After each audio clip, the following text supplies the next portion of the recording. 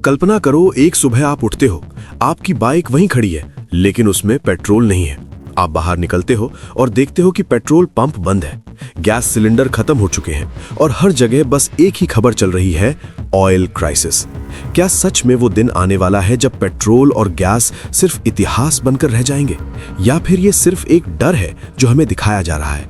आज हम इस पूरी कहानी का सच जानेंगे, जो शायद आपको चौंका देगा। दुनिया आज भी अपनी लगभग 80% ऊर्जा की जरूरतों के लिए तेल और गैस पर निर्भर है। हर दिन करीब 10 करोड़ बैरल तेल इस्तेमाल होता है। लेकिन सबसे बड़ा सवाल यह है कि क्या ये रिसोर्सेज कभी खत्म नहीं होंगे? सच ये है कि ऑयल और गैस फॉसिल फ्यूल्स हैं जो लाखों साल में बनते हैं, लेकिन इंसान इन्हें कुछ ही 100 सालों में तेजी से खत्म कर रहा है। और यहीं से शुरू होती है इस क्राइसिस की असली कहानी। लेकिन अब कहानी में एक बड़ा ट्विस्ट आता है, जिसका नाम है स्ट्रेट ऑफ हॉर्मुज। ये एक छोटा सा समुद्री रास्ता है जो पूरी दुनिया की एनर्जी सप्लाई का दिल माना जाता है।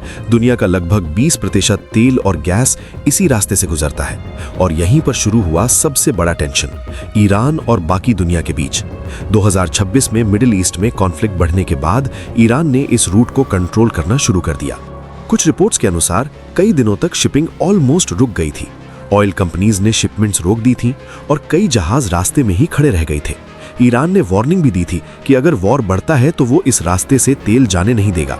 लेकिन असली सच थोड़ा कॉम्प्लेक्स है।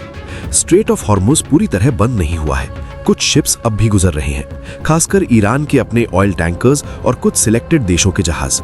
करीब 90 से ज्यादा शिप्स कॉन्फ्लिक्ट के बाद भी इस रास्ते से गुजर चुके हैं। और अभी भी इंडिया जैसे देशों के एलपीजी टैंकर धीरे धीरे इस रूट से निकल रहे हैं, लेकिन रिस्क के साथ।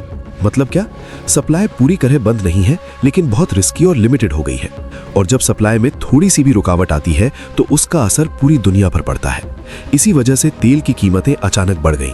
कुछ रिपोर्ट्स के मुताबिक कीमतें 50% तक उछल गई थीं। अब समझो असली गेम। ऑयल सिर्फ फ्यूल नहीं है, ये पावर है।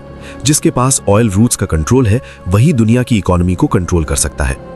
लेकिन कहानी का दूसरा पहलू भी है। दुनिया अब धीरे धीरे बदल रही है। रिन्यूएबल एनर्जी जैसे सोलर, विंड और इलेक्ट्रिक व्हीकल्स अब सिर्फ ऑल्टरनेटिव्स नहीं रहे, बल्कि फ्यूचर बनते जा रही हैं। कई कंट्रीज अब ऑयल पर अपनी डिपेंडेंसी कम करने की कोशिश कर रही हैं। इलेक्ट्रिक कार्स तेजी से बढ़ रही हैं, सोलर एनर्जी सस्ती हो रही है और टेक्नोलॉजी लगातार आगे बढ़ रही है। हो सकता है कि आने वाले 20-30 सालों में हम ऑयल पर अपनी डिपेंडेंस काफी हद तक कम कर दें। फिर भी सबसे बड़ा सवाल यही है कि क्या तब तक ऑयल खत्म हो जाएगा? इसका जवाब थोड़ा कॉम्प्लेक्स है। ऑयल पूरी तरह खत्म नहीं होगा, लेकिन इसे निकालना और इस्तेमाल करना इतना महंगा और रिस्की हो सकता है कि ये आम आदमी की पहुंच से बाहर हो जाए। और जब ऐसा होगा, तब दुनिया को मजबूरी में बदलाव अपनाना पड़ेगा।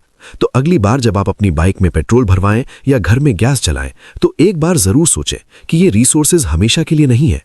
और आज जो क्राइसिस हम देख रहे हैं, वो सिर्फ रिसोर्सेज खत्म होने का नहीं, बल्कि पॉलिटिक्स और पावर का भी है। अगर आपको ये सच जानकर शौक लगा हो तो इस वीडियो को जरूर शेयर करें और कमेंट में बताएं